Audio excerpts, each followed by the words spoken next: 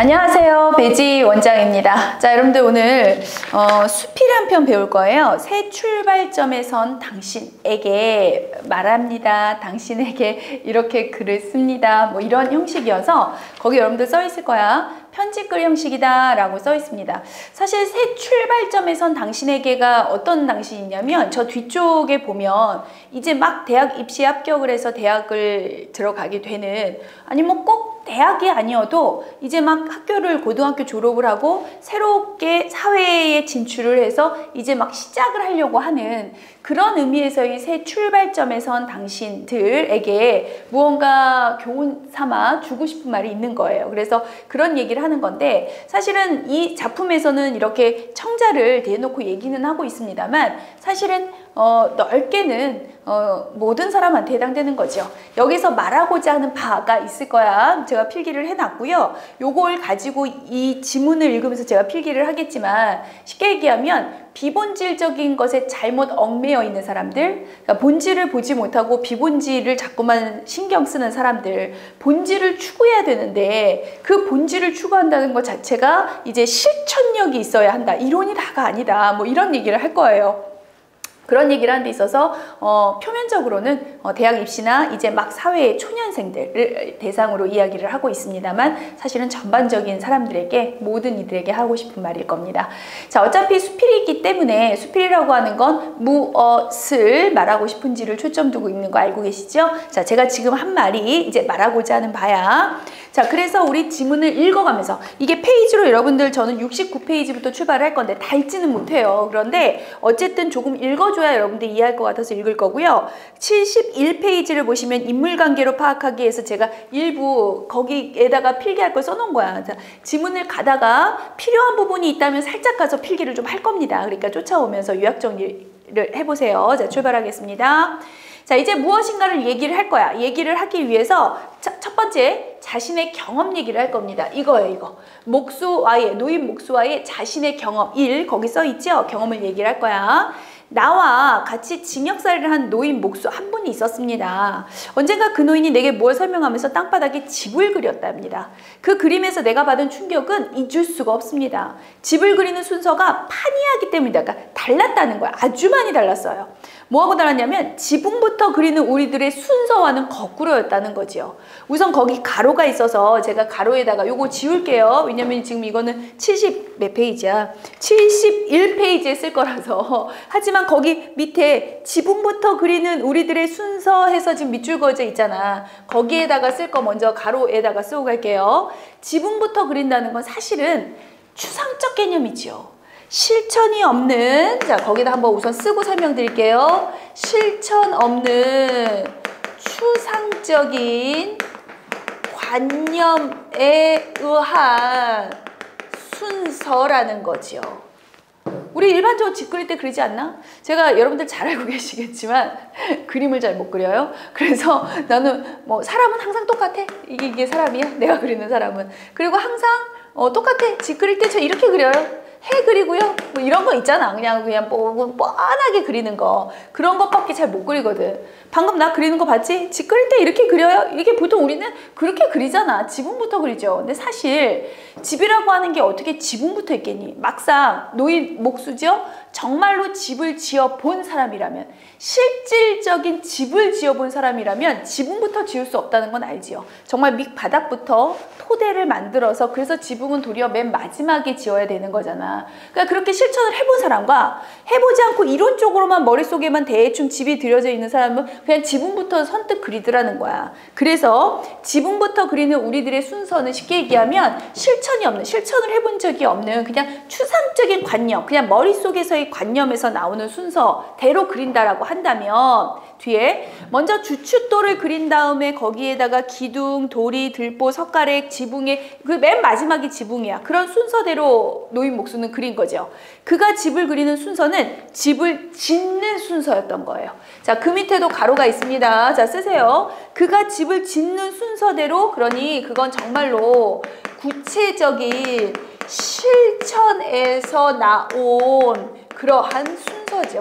실제로 집을 지어본 사람만이 이렇게 순서야를 명확하게 알고 있다는 뜻이거든요. 그러니까 죄송합니다. 참겠지 또. 뭐야 갑자기 왜 이렇게 조용해. 갑자기 졸고 있었는데 왜 이렇게 갑자기 조용해. 주위가 삭막해서 수업 끝난 줄 알았지. 재채기 제가 했습니다. 자, 이제 소리 안 내는 재채기. 자, 어찌됐거나 이렇게 실천이 중요하다는 걸 말하고 싶은 건데 그거의 일화 예 하나예요. 계속 갈게요. 일하는 사람의 그림이었죠. 세상에서 지붕부터 지을 수 있는 집은 없습니다. 그럼에도 불구하고 지붕부터 그려온 나의 무심함이 부끄러웠습니다. 나의 서가가 한꺼번에 무너지는, 그러니까 내가 이제껏 읽고 이제껏 공부한 이제껏의 나의 모든 것, 머릿속에 있는 거. 쉽게 얘기하면 이론. 그게 다 무너져 버리는 것 같은 거야. 왜? 이론은 실천에서 나온 게 아니고 도리어 이렇게 말도 안 되는 것이었다는 거야. 뭔가 공허한 관념이었었다는 거지요. 그래서 나는 지금도 책을 읽다 건축이라는 단어를 만나면 한동안 그 노인의 얼굴을 상기합니다. 떠올려지는 거죠. 자, 두 번째 들어갈게요. 자, 보라색으로 제가 굵게 사람 이름이라서 써놓기도 했습니다만 중요해서 체크해 놓은 거. 자, 노인 목수와의 경험, 그 다음에 차칠이라고 하는 사람의 옛 이야기, 고사를 이야기할 겁니다. 자, 넘어가기 전에 지금 목수를 통해서 우리가 말하고 싶은 거 필기 한번 그려볼게요. 자, 목수와의 경험을 볼 때 집을 짓는 순서대로 목수는 그렸지만 우리 같은 경우에는 집을 그릴 때 우리 같은 경우에는 지붕부터 순서를 잡아서 그렸죠. 사실 진짜 실천에 의한 본질은 이거죠. 사실은 너무 본질적이지 않은 거죠. 그냥 이상적인 거죠. 관념적인 거죠. 이걸 말하고 싶어 둘로 나눴어. 자, 차칠의 고사 한번 볼까요? 자, 유사한 얘기를 할 겁니다. 자, 다시 앞으로 가서. 차칠이라는 사람이 어느 날 장에 신발을 사러 가기 위해서 발의 크기에다가 그 크기대로 본을 떴답니다. 그러니까 쉽게 얘기하면 이렇게 종이 같은 거 놓고 발을 올려놓나 또 그림 못 그린다. 자, 발을 올려놓고 이렇게 뜨는 거죠. 뭐 손가락 이렇게 뜨듯이. 그러니까 크기와 길이 같은 것들을 실제 발이 없을 때 필요할 수 있잖아. 그래서 크기나 이런 것들을 재려고 이렇게 본 뜨는 거, 이렇게 그림 그린 거예요. 어떻게 하는 건지 알지? 그렇게 한 것을 이제 그 본을 떴어요. 이를테면 종이 위에다 발을 올려놓고 발의 윤곽을 이렇게 그리는 거예요. 그래서 거기다가 발의 본을 뜨는 것을 그 밑에다가 써놓으세요. 발의 그 윤곽을 이렇게 발의 모양에 따라서 발이 있으면 아유 됐어. 뭐가 중요하겠니? 이게 공룡 발바닥 같고 손바닥 같다는 게 뭐가 중요하겠니? 이렇게 테두리를 따라가면서 그리는 거예요. 요거 보여주려고. 엄지발가락이 더 작아? 그렇게 발의 본을 뜨는 것을 얘기하는 거고요. 그걸 이른바 뒤에 나옵니다. 탁이라고 해요. 탁. 어쨌든 한자로 그것을 탁이라고 하는데 그러나 막상 그가 장에 갈 때는 그려놓고 그걸로 이제 길이 맞춰서 신발을 사려고 했던 건데 깜빡 잊고 탁을 집에 두고 간 거죠. 신발 가게 앞에서 탁을 집에 두고 온 것을 깨닫고 그는 탁을 가지러 집으로 갔다고요? 이게 말이 안 되는 거잖아. 자기 발 있잖아. 그치 얘들아? 정말 실질적인 본질적인 발로 하면 되지. 혹시나 내 발 없을까 봐. 물론 내가 못 살 때 그럴 때를 위해서 본을 뜨는 거지. 아니 그걸 왜 굳이. 그게 중요한 게 아니잖아. 그런데 얘는 탁으로 신발을 사야 된다는 오로지 그런 이념적인 생각, 관념적인 생각, 그 생각에만 사로잡혀 있는 거죠. 그래서 신발 가게 앞에 그래서 제법 먼 길을 되돌아가서 탁을 가지고 다시 장에 도착했을 때는요, 이미 장이 파하고 난 뒤였어요. 그 사연을 듣고는 사람들이 말했죠. 아니 탁을 가지러 집에까지 갈 필요가 어딨어? 당신 발로 신어보면 될 일이 아니오. 했더니 차칠이가 대답했답니다. 아유 아무리 하면 아이고 발이 탁만큼 정확하겠습니까? 라고 했다는 거죠. 자, 본질과 비본질이 바뀌었죠. 탁은 비본질적인 거잖아. 내 실질적인 실제가 발이었다면 탁은 그 다음 것인데 그게 더 중요하다고 생각하는 잘못된 사고방식이겠죠. 자, 그 밑에다가 써놓으세요. 도리어 비본질적인 것을 중시하는 사고를 보여주고 있죠. 잘못된 사고야.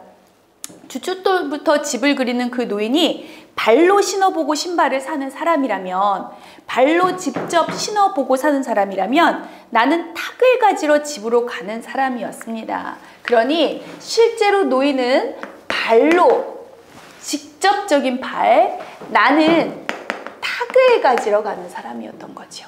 어느 게 본질이고 어느 게 비본질인지 느껴지십니까? 자, 그래서 결론. 탁과 족이요. 여긴 발이라고 제가 썼습니다만, 자, 굳이 쓴다면 여러분들 그 옆에 그 페이지에다가 쓰시면 될 것 같아요. 탁과 족이요. 이거를 저 빨간색으로 써야겠다. 탁과 족이요.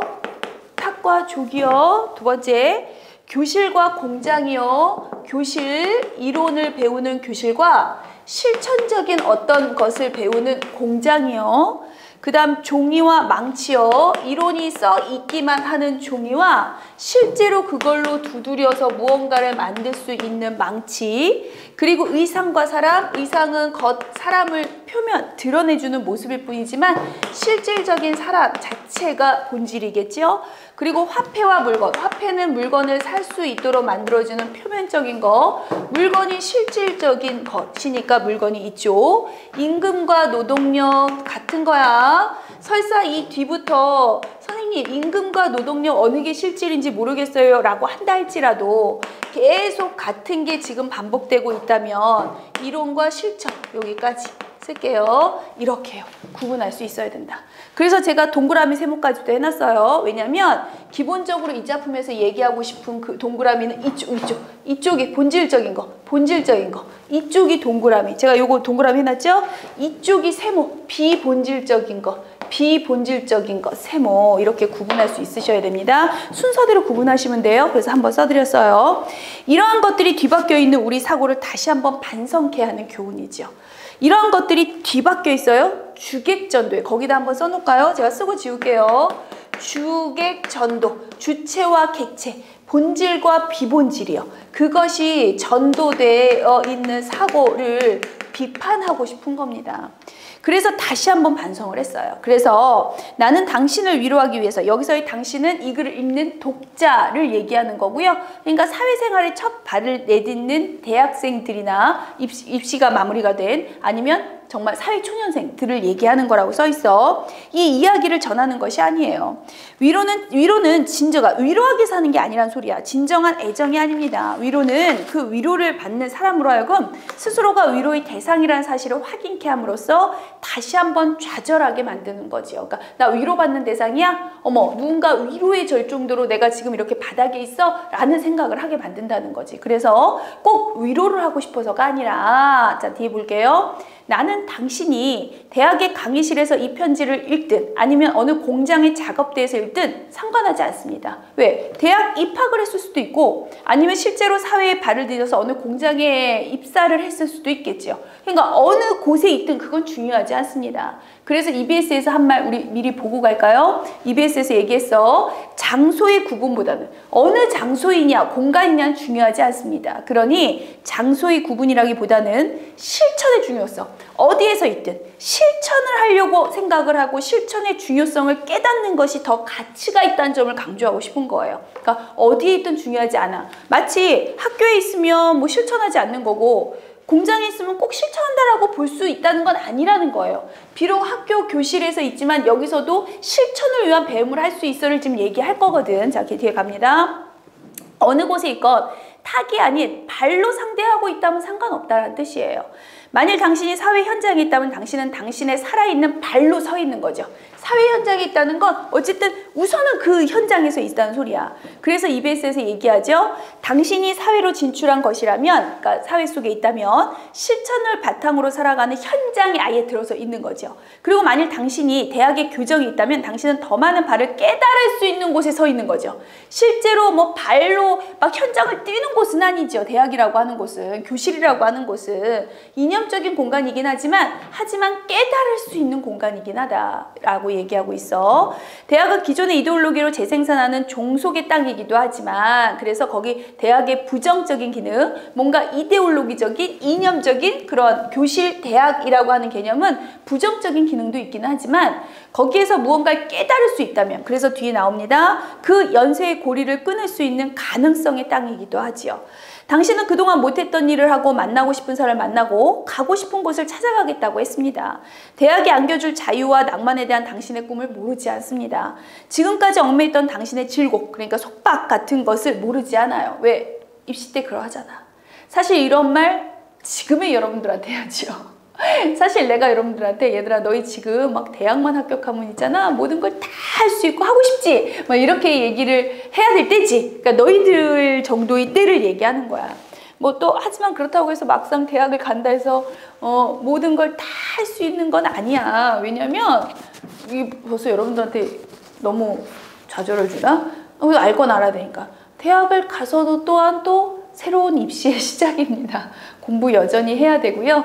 여전히 또 사회 진출하기 위해서 나중에 대학이 끝나고 나서 또 진출하기 위해서 또 입시가 있어요. 뭐 입시라는 표현은 그렇지만 어쨌든 이게 끝이 있는 건 아니야. 마치 대학 가면 막 자유와 낭만과 모든 것이 끝, 화려함의 시작일 것 같지만 그렇진 않다. 하지만 그럼에도 불구하고 우리는 대학을 가서 우선은 살짝 즐기고 1학년 정도는 즐길 수 있어요. 즐기고 또 새로운 시작을 할 수 있잖아. 그러니까 너무 대학 가도 어차피 똑같아 라는 생각은 하지 않아도 좋다. 근데 이제 이 사람이 얘기하고 싶은 건 지금 얘기가 섞였나?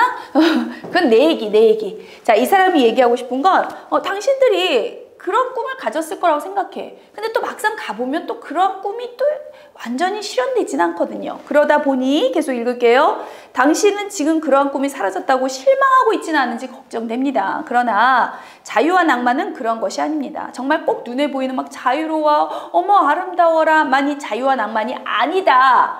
자유와 낭만은 이 사람이 얘기하는 글쓴이가 얘기한 자유와 낭만은 관계의 건설 공간이라는 말을 난 좋아합니다. 즉 인간관계를 맺는 거, 그 속에서 무언가의 깨달음을 얻는 거, 이런 것들이 관계의 건설이고 이런 것들을 배우기 위해서 우리는 대학을 가는 거야 를 얘기하는 겁니다. 우리들이 맺는 인간관계의 넓이가 곧 우리들이 누릴 수 있는 자유와 낭만의 크기입니다. 그러기에 그것은 대학은 우리들의 일상에 내장되어 있는 안이한 연루로 결별하고 그걸 끊고 사회와 역사와 미래를 보듬는 너른 품을 위한 공간이어야 합니다. 그리고 대학은 이래야 됩니다. 이러면서 마무리를 하고 있습니다. 자, 끝까지 읽는 거 이제 여러분이 하실 건데 이제 이 사람이 얘기를 하고 싶은 건 그 어디에 있건 사실 이 사람이 주장하고 싶은 건 이거야. 되셨어요? 요거 지울게요. 그러니까 실천, 이쪽을 더 정확하게 써드릴까요? 이쪽에서 강조하고 싶은 건 그러니까 실천, 이쪽에서 강조하고 싶은 건 이론. 단순히 세상을 이론으로 살면 안 되고요. 실천으로 살아야 된다를 얘기를 하고 싶은 거야. 하지만 당신이 어디에 있건 그건 중요하지 않아. 실제로 공장에 사회의 첫 발을 내딛든 그리고 실천을 할 수 있는 발을 딛고 서 있는 공장에 있든 아니면 약간 부정적으로 느껴질 수 있는 대학. 왜냐하면 대학은 약간 안이하다거나 아니면 이데올로적인 관념을 재생산해내고 배울 수 있는 곳이니까 좀 관념적이야 라고 생각할 수 있지만 거기에 서 있다 손 치더라도 실천력을 가지고 사람 간의 관계 속에서 무언가를 깨닫고 더 나아갈 수 있다면 괜찮지 않겠느냐라는 말을 하고 싶은 거예요. 그래서 두 가지 중에 이쪽이 중요한데 이쪽을 해내기 위해선 사회에 있던 대학에 있던 그건 중요하지 않다. 됐습니까? 그 얘기를 하고 있는 작품인데 사실 갈수록 이게 자칫 잘못하면 읽어가다가 처음에는 그래 무슨 말인지 알겠어 하고 읽어가다가 끝부분 가면서 그러니까 뭐야? 무슨 얘기를 하고 싶은 거야? 그리고 살짝 흐려질 수 있는 글이어서 제가 그렇게 정리해 드렸습니다. 자, 마지막까지 정리를 해드리면 결국 이걸 통해서 본질과 비본질이 바뀌어서는 안 된다. 그러니 본질과 비본질이 바뀌면 안 된다. 바뀐 현실에 대한 비판을 하면서 그러면 안 돼. 본질이 우선이야. 대학의 규정에서도 본질을 우선시하는 학습을 해야 한다라는 뜻을 이야기하고 있는 작품입니다.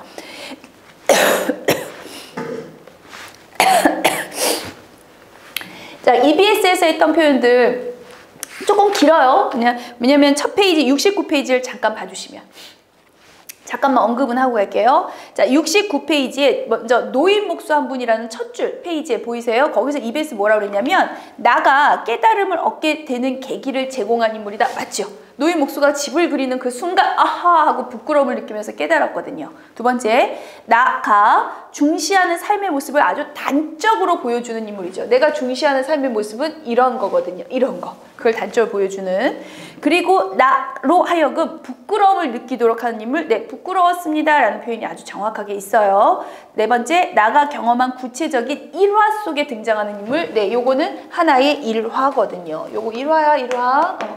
요거 알아두시고, 자, 밑에 차칠이 나옵니다. 차칠이는 고사를 활용하여서 전달하고자 하는 바를 부각함. 네, 맞죠? 이거 고사 내용이었어요. 고사 요거 체크하라는 소리고요. 자, EBS가 뒷장에서 얘기한 세 번째 줄에 EBS는 얘기했고요. 네 번째 줄도 당신이 사회로 진출한 것이라면 실천을 바탕으로 살아가는 현장에 있는 것이다. 당신이 사회 속에 있는 발로 서 있는 것이다가 실천할 수 있는 그 현장에 직접 들어가 있는 곳이다 라는 표현 맞죠? 자, 쭉 내려옵니다. 아래에서 둘레이어서 8번째 줄에 EBS 있네요. 당신이 대학이 아닌 다른 현장에 있다면 더 쉽게 그들의 얼굴을 만나볼 수 있다라는 말의 뜻은 EBS. 우리 사회를 지탱하고 있고 실천하는 사람들의 얼굴을 더욱 쉽게 만날 수 있을 것이다 라는 의미라고 했습니다. 자, 마지막은 여러분이 읽어보셔도 될 것 같아요. 자, 여기까지로 이 작품 마무리할게요. 제가 필기한 거 위주로 보시면 될 것 같고요. 필기한 거 요 2가지를 구분할 수 있어요가 되신다면 이 작품은 충분히 이해가 됐고, 단지 독자, 두 계층의 독자를 놓고 이것을 잘 전달해서 둘 다 그쪽으로 나아가기를 바라는 마음에서 쓴 글이다라고 생각하시면 될 것 같습니다. 자, 힘들고 어렵지만 우리 고3 계속 파이팅 하는 겁니다. 자, 고생 많으시고요. 그렇지만 오늘 하루도 즐겁게 열심히 공부하는 배지 국어학원의 학생이 됐으면 좋겠습니다. 자, 여기서 마무리하고 또 다른 작품을 찾아뵙겠습니다. 수고하셨습니다.